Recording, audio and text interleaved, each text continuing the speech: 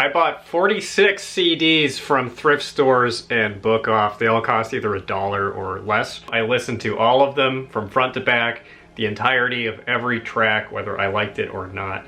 And we're going from worst to best. The worst, number 46. This is the only album that I legitimately hated. It's the Goo Goo Dolls' Dizzy Up the Girl. It's not musically the worst. It is technically competent music, but there is something about this CD that drove me up the wall. I could not stand it, and I'm sorry if you're a Goo Goo Dolls fan. I think this is a fairly well-liked band. And for context for all of these reviews, I'm not like a big audiophile guy. I have really specific and narrowly defined tastes in music.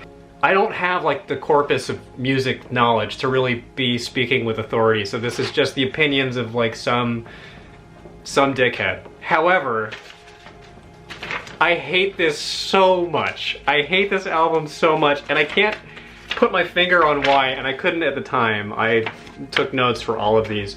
It's just something about the guy's vocals. It's just the most like milquetoast WB daytime sitcom rock, and I wish that I had something smarter to say about this, and there's at least one giant hit on this album, Slide. Couldn't stand it, could not wait for it to be over, despised it. The rest of the stuff, like, I tried to find something that I liked about it. I couldn't find anything that I liked about this. I wanted to burn it. I wanted to snap the CD in half.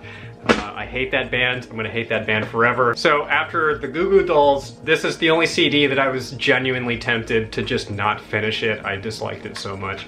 It's Pulse Ultra's Headspace. And I bought it because of the liner notes. This looked like just shit nu metal cornball stuff from the mid-aughts, which it was. And I thought it would have kind of cheese value, but it just sucks a lot. It's like a Tool ripoff band, and they took themselves so seriously. I read the Wikipedia article, and there's this unbelievably pompous soundbite from the lead singer talking about how they came up with the band name Pulse Ultra. Actually, let me just read it. So this is from Dominic Cifarelli, the guitarist. Regarding the name, Cifarelli said, quote, "Everything right now is so fast-paced. Everything is ultra this, ultra that. Ultra soft tissue to wipe your ass, and ultra light cigarettes to give you ultra cancer. Then Pulse stands for being human, for life. So Pulse Ultra is like life amped up and taken to the next level." This album sounds exactly like the kind of music you would imagine that kind of a dumbass making. Next we have Something Like Human by Fuel. This is an album that sounds like it was made specifically for early era, bad, terrible reality TV shows about hot rods. You know, this is the music that plays when the camera zooms in really fast and then slows down, and there's some guy wearing like a greaser shirt going like this. That's this music. In my notes, I wrote, quote, "This is for guys who want to listen to Motorhead but get scared because it's too fast." This one is actually the first one that I listened to. Buried alive in a grave of your own mistakes.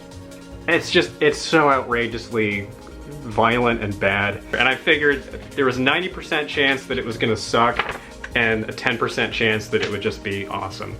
And turns out, go figure, it sucked. I will say though, like, this is a much more endearing effort to me than everything that preceded it. This is clearly, I could be wrong, I don't know anything about the band, but this strikes me as some guys in their late teens or early 20s who are fans of like metal and metalcore music, death metal, and just like slap together a garage band outfit and put a bunch of effort into this album.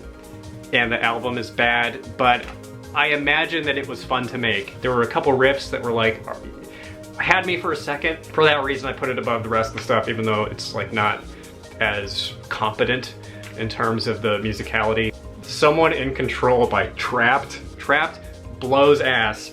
Terrible band. Just super boring. More boring rock music. This is another post-grunge band. It has this very Southern California feel to it. They are technically competent. Like, there's nothing inherently wrong The overall effect is just noxious. And apparently the lead singer is a complete tool and has just been eating crow in the public square for a long time. He apparently was bragging about releasing an upcoming album that he said was gonna change the world of music or some such pompous quote, and it ended up selling 600 copies, which is pretty funny. Next is Red, Innocence, and Instinct. I didn't realize at the time that this is Christian rock. This is not low on the list because it is Christian music. I have nothing inherently against Christian music, but one must acknowledge that Christian rock just sucks. It's very whiny, so much whinier to me than nu metal. Like the first song, Fight Inside, I think the first couple songs kind of grabbed me for a second. There were like some decent heavy riffs. Definitely felt more like a metal album than a Christian album, and I thought like, wow, that would be so cool to find a Christian metal band that was actually musically like pretty good and exciting. And I thought for a second that that's what I was gonna get, and then it just lapses into generic, bland, whiny Christian rock. So number 40 is Boys for Pele by Tori Amos. This is my first exposure to Tori Amos and my last exposure to Tori Amos. This is musically, I think, the most interesting of all of the albums that have been on this list so far. It takes the most risks, it's the most unusual, but I don't like it. Very pretentious. I detect that it's meant to like wig me out. It's not that I'm wigged out, it's that I'm annoyed that she's trying to wig me out. Number 39 is The Road Home by Heart, a live unplugged album. Don't like this genre of music.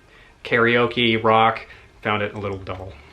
Next up is My Own Prison by Creed. This is one of those bands that's just kind of a punchline that people hate. I get the impression they hate them because they know that they're meant to hate them. And I've, of course, like heard a couple of Creed songs, but I've never sat down and given them a fair hearing. And I wanted to like Creed. I don't. I think that it is a bad band. I don't think that they're especially noxious. I can see if I was really into grunge music, if I was like a huge Pearl Jam, Nirvana guy, and I had a bunch of emotional stake in that genre, and then Creed came out, I could see hating them. But as someone who's a non-aligned, like non-partisan, kind of neutral music listener, I don't, whatever, like I don't care that they're stealing from grunge. I dislike it because it's really dull. Scott Stapp's vocals are definitely like patently gimmicky, and there's some really dumb lyrics on this album. It's just something that's of the period and a little schmaltzy, but I don't want Scott Stapp to be crucified and drawn and quartered. And next up is Chris Gaines' Greatest Hits by Garth Brooks. This is Garth Brooks' alter ego from the 90s, late 90s, yeah, 99. I didn't realize until I read the Wikipedia article that this was meant to be a publicity stunt to promote a movie that never actually came out. So this was meant to create buzz. I thought Garth Brooks was just super pretentious. It is really embarrassing. Also just personally disappointing because I kind of wanted this to be good. This should be harder music than it is. It's just adult contemporary soft rock. Next is Sting's Brand New Day. I expected to like this a lot more because this is the album with Desert Rose and Brand New Day obviously on it, and those are two songs that I kind of like. Other than maybe Chris Gaines, I think this is the most transparent of a money grab of any of these CDs. It's bracketed with the two hits, the two singles, Desert Rose and Brand New Day at the front and back, and the rest of it is just dog shit. It's just absolute filler. Like embarrassing filler too. It's Sting doing this borderline offensive kind of jazz man act, trying to straddle all these genres between rock and jazz and new age. Ugh, it's this mulligan stew of bad. Silk Degrees by Boz Scaggs, someone that I just knew nothing about. I described it in my notes as cruise ship music, so it just kind of weathered the storm until it was over. There's nothing that was like particularly bad, but nothing good. Next we have 5 by Lenny Kravitz. When I bought the album, I had this feeling like, this is someone that I've written off completely, but I don't know, maybe he's secretly this really talented musician. It sounds like above and beyond generic. It's generic plus. Kravitz's voice has this quality to it that I found really irritating in spots that's like hard to put a finger on, but he just sounds kind of annoying. Stuttering John, self-titled. Stuttering John, I had forgotten, is a recurring character on the Howard Stern show. I don't know, there's like a couple songs on this album that kind of work, and it has fun sort of boys being boys party vibe to it, but the music itself is just not that great. Seal, self-titled. I like Seal. I think he has a great voice. Let's pause to appreciate this. This liner note art has bumped it up maybe higher than it belongs in the list. Just another really boring album. Really just felt like another cash grab, and nothing on the album felt like anybody involved in the production of it actually really cared about the music. It's very formulaic. Cher's Believe, and it's this Euro dance pop stuff with some electronic arrangement that I wanted to like more than I really did. And apparently this is the first big commercial album that featured auto-tuning. I guess that was kind of an interesting tidbit. Then CNC Music Factory. So they did Gonna Make You Sweat, the Everybody Dance Now song, and which is track 1 off of this. The rest of the album is filler for the most part. It's like aged really unevenly, so the production is definitely dated. It's kind of jock jammy, but there's some like electronic stuff on here that sounds okay. There's parts of it that sound a lot like the KLF or something like the KLF, and KLF is like one of my favorite groups ever. The female vocals have aged pretty well. They still sound good, but the rapping just has not at all. For My Broken Heart by Reba McEntire. It's just not my genre. It's kind of soft rock country. I don't dislike country music. I just don't know that much about it, and there wasn't anything here that really grabbed me. Next we have Silver Side Up by Nickelback. I actually was semi-surprised to find was just like completely inoffensive. Like, I definitely don't love it. If someone put this on in their car and you didn't know who it was, you just, I mean, it wouldn't catch your attention. You wouldn't be knocked out of your conversation to interrogate the driver about what is this shit music that you put on. It's just totally bland. It's bland, but there clearly was thought put into the production of these songs. And there's a couple of like riffs and rhythms that I thought were fine. The vocals are nowhere near as bad or as annoying as Scott Stapp, and I feel like people performatively hate this band is really what it is. I don't think that they deserved it based on this album, which again, I'm probably never gonna listen to again. I did find it dull. I will say the album art is just like terrible. This is middle school, made this on label maker level of liner note art. I put Golden State by Bush one slot above Nickelback just because I think like musically they're slightly better. Bush kind of gets a ball washing with a lot of critics, it seems. There's a lot of Bush apologists. No one will touch Nickelback. They get no credit. Bush gets credit despite being the same kind of blasé post-grunge music. Space I'm In by the Candy Skins, which is an alt-rock band from the 90s. And I was hoping this would be kind of primal screamy, and it wasn't. It's not my genre. A lot of rock bands just sound identical to me, and I don't know if it's just I'm not educated enough about it, but I have trouble differentiating musically between a lot of rock bands, especially a lot of indie rock bands, especially indie rock bands that don't do something really outlandish or weird. Was not bad, I guess. I just like breezed through this. It was just in one ear, out the other. Same exact story with this one, Each Finger by Insane Jane. Basically the exact same music to me. I cannot really tell the difference. I'm bored by both. This is Cher's self-titled. Her voice is better on this than on Believe, and it's not because of the auto-tuning. She just like has more range vocally. On Believe, she had this kind of flat, monotonous delivery, and here she's up, down, and impressive vocally. The music itself, I think, is pretty dated. It sounded like a poppy version of hair metal. Deluxe by Better Than Ezra. I have one sentence in the notes: innocuous, competent, boring. That's it. It's another, you know, indie rock, alt rock album that just sounds like every other alt rock album to me. I'm sorry. I know this is like a beloved band. I just didn't connect. So Sugar Ray, self-titled, which is as high up as it is just because this is finally like a distinct flavor. I don't like it, I don't hate it. It's this beachy, pop-punky thing. It's like getting drunk on the patio music. I can't say that like this is worse than Blink-182. Why Should They Be Darlings and Sugar Ray are a joke. Diamond Life by Sade. Another album that's totally competent and uninteresting to me, but it is identifiable as its own thing, but I just don't care. So Every Day by Dave Matthews Band. Another band that people despise. One that I had never really given a fair hearing to, or like a full hearing to. I didn't care for it so much, but there is some music in here, like the backing music, has like this interesting proggy thing happening to it where it's like complex. It's noticeably complex. Clearly there was thought put into it. Clearly there's artistry at play. I don't really like connect with it emotionally, but I can see why people like it. Yet another band that mystifies me as to why it's despised by people. I guess because it's so popular. At one time it was inescapable. Not anymore. You can go to coffee shops without hearing Dave Matthews Band. I find it hard to believe that anybody like really in their heart has contempt for Dave Matthews Band proactively in 2021. Maybe they do. I don't think they deserve it. But also I don't really like the band that much.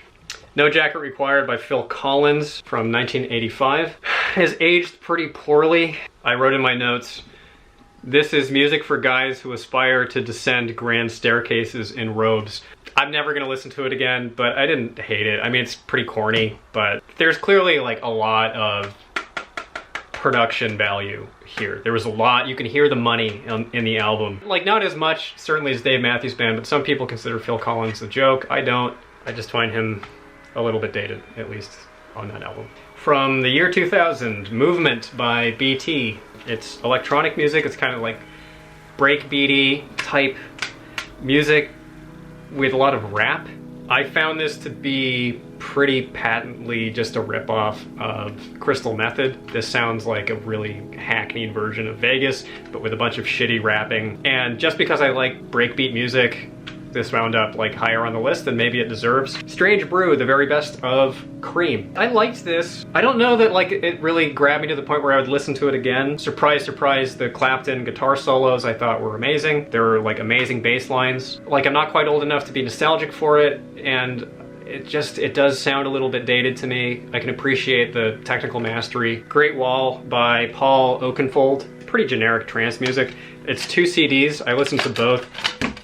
The second CD, the music was a little bit darker and more textured. The first one was pretty blah. I like trance music. Again, it kind of wound up maybe higher than it deserves. These are all trance covers of pop songs. I Love Everybody by Lyle Lovett, which I thought was going to be country music, and it wasn't. It was just kind of singer-songwriter, folk guitar. I thought it was charming.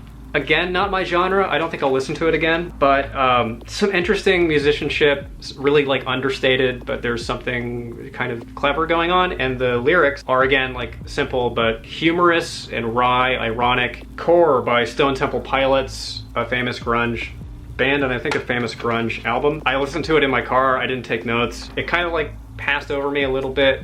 I can see that it's good. Wasn't particularly my thing, but it's decent. Stormfront by Billy Joel. There were a couple songs on this that I thought were really quite pretty. I thought Downeaster Alexa, which I realize now is like a pretty famous song. Hadn't heard it in forever, so I kind of heard it for the first time again, and I thought it was a beautiful song. I also thought the last track, And So It Goes, was really pretty. He has a really good voice without it being a showy voice. Will I listen to it again? Probably not. The Hardest Way to Make an Easy Living by The Streets. It's a British rapper. I think this is a much funnier album than Original Pirate Material. Was that what it was called? His debut album that made him famous? The writing is really good. Like these really cynical kind of comedic songs about dating and being a celebrity. The rapping it's strange. It's super, super hyper self-aware. The backing music is, I think, overly simplistic, and it's hard to like groove to. It's more like an art piece almost. I actually wrote in the notes that it feels almost like conscious hip hop because it's so lyrically driven and the production is so stepped down.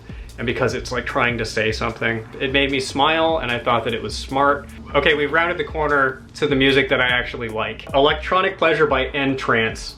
I thought this was gonna suck. I mean, I bought it just because the cover art was so corny and dated. So this is from 1995. First of all, some of the best liner note art of any of the CDs in the pile. Just exactly what you want out of an electronic album from the 90s. It also is surprisingly good. To bring up KLF again, sounds a lot like KLF, especially the first few tracks.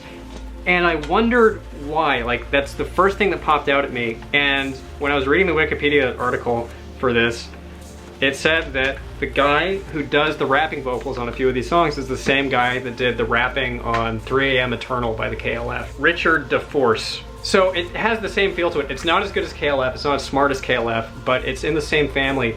And there's a lot of kind of crap filler songs on this album, but there's a few that are like really weird and cool and sound really like good still. They sound good. I will actually listen to this again. So all of the CDs from here on out, I'm actually hanging on to. Invisible Touch by Genesis. I thought the production on this was really interesting, really good. I know they have a reputation as being kind of an experimental group, and I don't know that like that really translates so well. It didn't feel experimental to me, but some of the production on it is really cool. It's like this electronic production that has this spooky kind of ominous feeling to it. I don't have the vocabulary to describe it, but there are like these little catchy bits of these songs that are just like really interesting. I wrote down track 2, Tonight, Tonight, Tonight, and 8, The Brazilian, as being my favorites. Behind Bars by Slick Rick. Slick Rick has one of the coolest voices of any rapper ever. Another album that's a little bit dated, but had a lot of fun listening to it. Has not aged as well as Tikal by Method Man. Method Man is my favorite of the Wu-Tang guys. Honestly, like, I think I would sooner listen to this again than a couple of the popular Wu-Tang albums. Not that I dislike them, but I don't elect to like listen to Wu-Tang that much. But this is going in the car, and I will seek it out to like listen to it. If you've heard Method Man, you know what's to come. He just has this X factor. It's super charismatic and good. Lucky Town by Bruce Springsteen. I did not expect at all to like Bruce Springsteen. I ended up loving Bruce Springsteen, which I'm shocked to hear myself saying. I don't really go in for Bob Dylan. I don't go in for most singer-songwriters. Like most of the adjacent music to Bruce Springsteen, I don't care for, and I hadn't really sat down and focused on Springsteen before. There's something about him as a guy that's just super likable to me, and there's this quality of sincerity to the music. Big Muddy and Souls of the Departed, those songs I genuinely love. I've listened to this like 3 times. Sixth most favorite is Pre-Millennium Tension by Tricky. Tricky was an early member of Massive Attack, which is one of my favorite ever groups, and I had not actually listened to a lot of Tricky over the years until I sat down and listened to this, and I was pretty impressed. It's a really weird, experimental, and angry album. It is slightly pretentious, but there's clearly like something weird going on here. It's really intelligent. It's very atmospheric, very dark, and very pissed off, and very arty, but it works. It's one that begs to be listened to multiple times because there's a lot of substance. Number 5 is Air Drawn Dagger by Sasha. Sasha is another big, huge, super popular DJ from the 90s and 2000s. I think best known for Sasha and John Digweed, his collaboration. And I have one of the Northern Exposure albums in my car, and it's great. Trance music. And that's what I kind of anticipated here, is more sort of half generic trance music, and that's not quite what this is. This is a fairly experimental piece of electronic ambient, I guess, music that was not that well liked when it came out. It was kind of a letdown to Sasha fans who wanted the big anthems, and they didn't get it. They got this closer to almost like Aphex Twin thing. And I really liked it. I hadn't heard it before. Listened to it twice at this point. Definitely like more generic than Aphex Twin, but very like textured music. You can tell that a lot of care went into the album, the making of the album, and it was a passion project by Sasha. And these are the albums that I really loved, that I didn't just like that I really loved. Number 1 is Without You I'm Nothing by Placebo. This has their big hit, Pure Morning. I think they have a great sound. I think it's smart music. So the lead singer, Brian Molko, has one of the weirdest and coolest voices of any like rock frontman. Very androgynous sounding, and which makes sense when you look at Brian Molko, who was deliberately very androgynous. It's like gorgeous music and really like strong, powerful rock music with this odd kind of ethereal quality to it because of the vocals. Number 3 is Ray Momo by David Byrne. David Byrne was the lead singer of the Talking Heads. This is a way different album than I expected to hear musically. It was all done in the style of various musical genres from Latin America. So each of these songs was written according to the conventions of different kinds of Latin American music, which I guess you wouldn't expect to work with David Byrne, but it just works beautifully well. For being such a long album, this is 15 tracks long, 15 full songs, there is not a single piece of filler. You can tell very clearly listening to it that David Byrne holds these musical genres in great respect and put a tremendous amount of effort and thought into every single song. And the lyrics, I think, are wonderful, deceptively simple, clever, strange, enigmatic, and the vocal delivery is wonderful. I've always liked David Byrne, and there's a few songs on here that I think are just great, are like close to 10s out of 10s. Dirty Old Town, I really loved Good and Evil, and I thought the last track, 15, I Know Sometimes a Man Is Wrong, is like just like an incredible song. Number 2, it's Enya's debut, self-titled. Enya by Enya. If I say the word Enya and your first reaction is to smirk or laugh or roll your eyes, that's really too bad, and you should give her a chance. I think by merit of how she was marketed when she was popular, she's written off as mom music or new age music, and definitely like it's hard to not categorize her as such. She is so deeply deserving of higher regard than she gets as a musician. Enya is her own genre. I think Enya has one of the most beautiful singing voices of like any recording artist that I've ever heard. So first of all, look at this album cover. Tell me this doesn't kick ass. This looks like Bauhaus. This looks like a goth album. So this was the soundtrack to a BBC series called The Celts. So she was hired to write all this music, to be backing music. So consequently, there's some filler in here. There's just some like kind of instrumental stuff that's not that interesting. But the parts, like the real songs, are some of the most arrestingly beautiful music that I've heard. Enya did this thing where she would layer her own voice on top of itself and create these like gorgeous vocal textures in the songs. And the songs are just, they're like truly timeless. I think in 1,000 years you could play Enya for people and they would still find it beautiful. This album is from 1986, and it has aged better than anything else in this list. I challenge you, if you think Enya is a joke, to give this album a shot and see if when the music hits you, you don't take a breath. Number 1, my favorite album, which I would not have anticipated being my number 1, is God Shuffled His Feet by Crash Test Dummies. A band that I really didn't know anything about. I knew that they were an indie rock band from the 90s that had a couple of hits. I was not ready for this to just slam into me the way that it did. I think this is one of like the weirdest, coolest, most sophisticated, smartest, funniest, most touching albums that I've ever heard, and it's hard to describe. It's like a really, really great novel in the way that the great novels are great novels, and that they touch every emotional chord. They're funny, they're poignant, they say something really significant in a way that is distinct to it, that is interesting in its form as well as in its content. It's this wry, semi-comical, beautifully produced strange album, and they have a sound that's hard to put into words. It has this quality to it that I've never heard from a rock band before, and it has to do with the lead singer's voice, which if it was even like fractions less good or less like sincerely delivered, would place it way down the list because it is such a gimmick. The lead singer has this vocal affectation that's definitely that. It's definitely an affectation, and it's kind of a vocal character that's being played.